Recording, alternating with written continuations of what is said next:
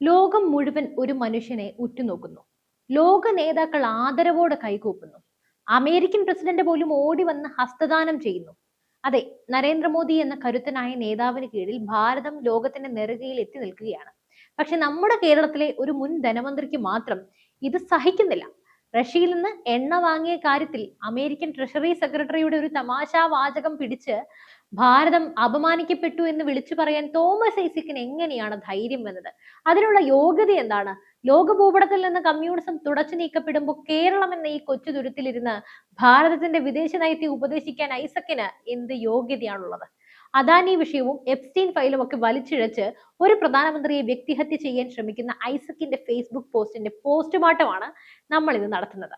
ഭാരതം 2014 മുമ്പ് എവിടെയായിരുന്നു, ഇന്ന് എവിടെ എത്തി നിൽക്കുന്നു, UPA കാലത്തെ അഴിമതിയുടെ ചീഞ്ഞ കഥകളും മോദി ഭരണത്തിലെ സുതാര്യതയും തമ്മിലുള്ള വ്യത്യാസം എന്താണ്? എല്ലാം ആനയും ആടും പോലെ വ്യത്യാസം ഉണ്ടല്ലേ? എന്തായാലും നമുക്ക് വിശദമായി പരിശോധിക്കാം. ഈ വീഡിയോ മുഴുവനായും കാണുക, കാരണം ഇതോരോ ഭാരതീയനും അറിഞ്ഞിരിക്കേണ്ട സത്യങ്ങളാണ്. തോമസ് ഐസക് തന്റെ പോസ്റ്റിൽ പറയുന്നത് ഭാരതം അമേരിക്കയുടെ മുന്നിൽ പഞ്ചപുച്ഛം അടക്കി നിൽക്കുകയാണെന്നാണ്.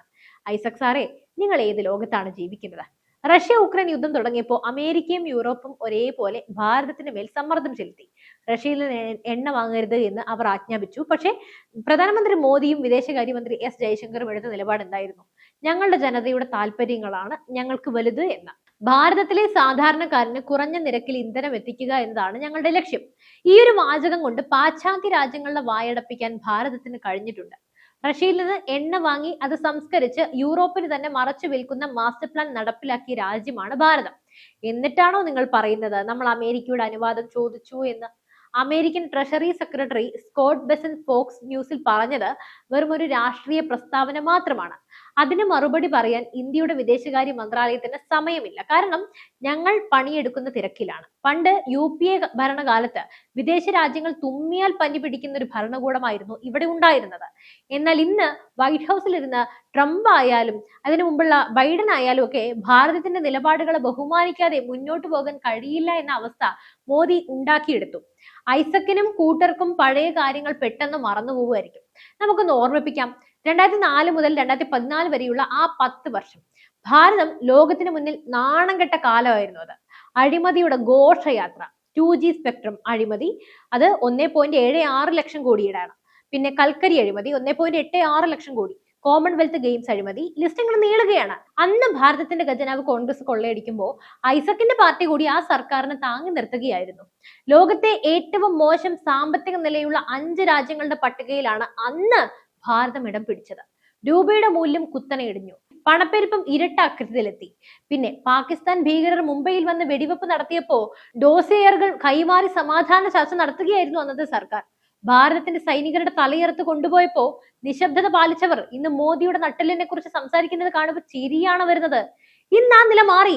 പുൽവാമയ്ക്ക് മറുപടിയായി ബാലാകോട്ടിൽ ബോംബിട്ട് തകർക്കാൻ മോദിക്ക് ഒരു നിമിഷം പോലും ആലോചിക്കേണ്ടി വന്നില്ല.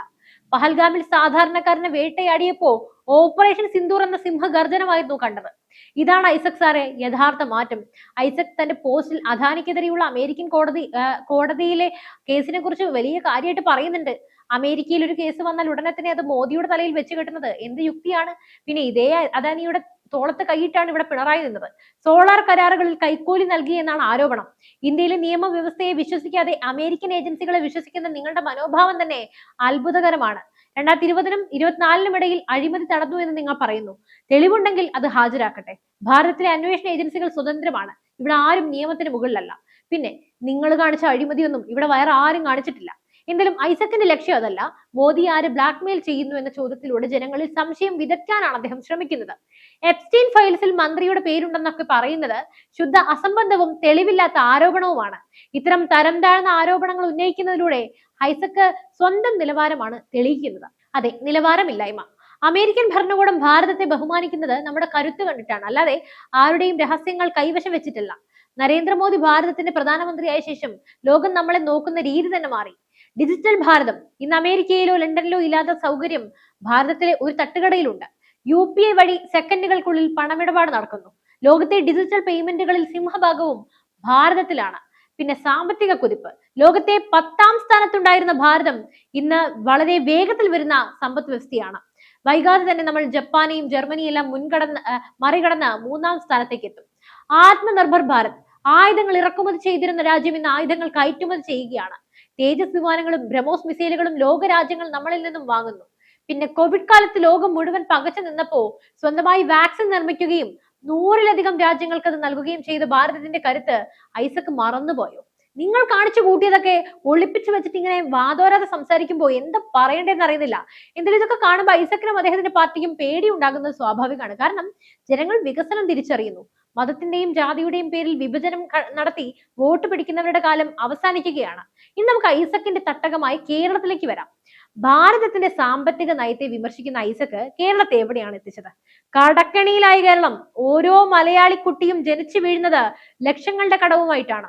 ശമ്പളം കൊടുക്കാൻ വായ്പ എടുക്കേണ്ടി വരുന്ന അവസ്ഥ, പെൻഷൻ മുടങ്ങുന്നു, സപ്ലൈകോയിൽ സാധനങ്ങളില്ല. ഇതാണോ നിങ്ങളുടെ കേരള മോഡൽ? പിന്നെ പുതിയ സംരംഭങ്ങൾ തുടങ്ങിയാൽ വരുന്നവരെ ഓടിക്കുന്ന പാർട്ടി. കിറ്റക്സ് പോലെയുള്ള സ്ഥാപനങ്ങൾ കേരളം വിട്ടുപോയത് നമ്മൾ കണ്ടല്ലോ.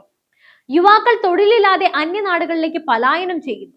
മാസപ്പടി വിവാദവും കരുവന്നൂർ ബാങ്ക് തട്ടിപ്പും ക്യാമറ അഴിമതിയും ശബരിമല സ്വർണ്ണക്കൊള്ളയും സ്വർണ്ണക്കടത്തും കേരളത്തിലെ ജനങ്ങളുടെ പണം കൊള്ളയടിക്കുന്ന കാര്യത്തിൽ കമ്മ്യൂണിസ്റ്റ് നേതാക്കൾക്ക് പ്രത്യേക വൈഭവമുണ്ട്. തന്റെ ഭരണകാലത്ത് കേരളത്തിന്റെ സാമ്പത്തിക അടിത്തറ തകർത്തൊരാൾ ലോകം മുഴുവൻ ഉറ്റുനോക്കുന്ന ഒരു സാമ്പത്തിക ശക്തിയുടെ നേതാവിനെ വിമർശിക്കുന്നത് ചക്കിന് വെച്ചത് കൊക്കിന് കൊണ്ടു എന്നൊക്കെ പറയുന്നത് പോലെയുണ്ട്. കേരളത്തിലെ ജനങ്ങളെ വിഡ്ഢികളാക്കാമെന്ന് നിങ്ങൾ കരുതുന്നുണ്ടാകും. പക്ഷെ കാലം മാറുകയാണ് ഐസക് സാറേ. നിങ്ങളുടെ പ്രസ്ഥാനം ഇന്ന് എവിടെയുണ്ട്? സോവിയറ്റ് യൂണിയൻ തകർന്നു, ചൈനയിൽ പേരിന് മാത്രം കമ്മ്യൂണിസം, പക്ഷെ യഥാർത്ഥത്തിൽ അവിടെ നടക്കുന്നത് ക്യാപിറ്റലിസം ആണ്. ഇന്ത്യയിൽ ബംഗാളിലും ത്രിപുരയിലും നിങ്ങളെ ജനങ്ങൾ ചവറ്റുകുട്ടയിൽ എറിഞ്ഞു. ഇനി കേരളം മാത്രമാണ് നിങ്ങളുടെ ഏക ആശ്രയം. അതും വോട്ട് ബാങ്ക് രാഷ്ട്രീയവും പ്രീണനവും കൊണ്ട് നിങ്ങൾ പിടിച്ചു നിൽക്കുന്നു. പക്ഷെ കേരളത്തിലെ പുതുതലമുറ സത്യങ്ങൾ തിരിച്ചറിയുന്നുണ്ട്. ലോകം എങ്ങോട്ട് സഞ്ചരിക്കുന്നു എന്ന് അവർക്കറിയാം. വെറും ഒരു കൊച്ചു തുരുത്തിൽ ഇരുന്ന് നിങ്ങൾ പടച്ചുവിടുന്ന ഫേസ്ബുക്ക് പോസ്റ്റുകൾക്ക് അല്പായുസ് മാത്രമേ ഉള്ളൂ. എന്നെ പോലുള്ളവർ ഇത് സഹിക്കവയ്യാതെ ഒന്ന് വിമർശിക്കും. ഭാരതം ഇന്നൊരു വിശ്വഗുരുവായി മാറുകയാണ്. ലോകത്തെ സമാധാന ചർച്ചകൾക്ക് നേതൃത്വം നൽകാൻ ഇന്ന് മോദി വേണമെന്ന് യുടെ പ്രതിനിധി വരെ പറയുന്നു. ഉക്രൈൻ റഷ്യ യുദ്ധം നിർത്താൻ പുടിനും സെലൻസ്കിയും ഒരുപോലെ മോദിയെ വിളിക്കുന്നു. ഈ ആദരവ് ഭാരതത്തിലേക്ക് വരുമ്പോൾ ഐസക്കിനെ പോലെയുള്ളവർക്ക് നെഞ്ചരിച്ചിൽ ഉണ്ടാകുന്നത് അവരുടെ ദേശസ്നേഹത്തിന്റെ കുറവാണ് കാണിക്കുന്നത്. അവസാനമായി തോമസ് ഐസക്കിനോട് ഒരു വാക്ക് കൂടി. ഭാരതത്തിന്റെ അഭിമാനത്തെ ചോദ്യം ചെയ്യാൻ അമേരിക്കയിൽ ഉദ്യോഗസ്ഥരുടെ വാക്കുകൾ കടമെടുക്കുന്നതിന് മുമ്പ് സ്വന്തം പാർട്ടിയുടെ ചരിത്രം ഒന്ന് പരിശോധിക്കണം. ചൈന ഭാരതത്തെ ആക്രമിച്ചപ്പോൾ ചൈനയെ അനുകൂലിച്ചവരാണ് നിങ്ങളുടെ മുൻഗാമികൾ. നിങ്ങളും. രാജ്യം വികസനത്തിന്റെ പാതയിലാണ്. ദശലക്ഷക്കണക്കിന് ആളുകൾ ദാരിദ്ര്യത്തിൽ നിന്നും മോചിതരാകുന്നു. ലോകം ഭാരതത്തെ ബഹുമാനിക്കുന്നു. ഈ പ്രയാണത്തെ തടയാൻ നിങ്ങളുടെ ഇത്തരം തരം താഴ്ന്ന പോസ്റ്റുകൾക്ക് കഴിയില്ല.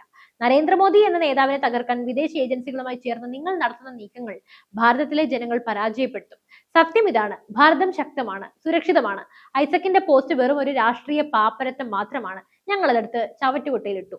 നിങ്ങൾക്ക് ഈ വിഷയത്തിൽ എന്ത് തോന്നുന്നു? ഭാരതം അമേരിക്കയുടെ മുന്നിൽ തലകുനിച്ചിട്ടുണ്ടോ? അതോ കൂടുതൽ ശക്തമായിട്ടുണ്ടോ?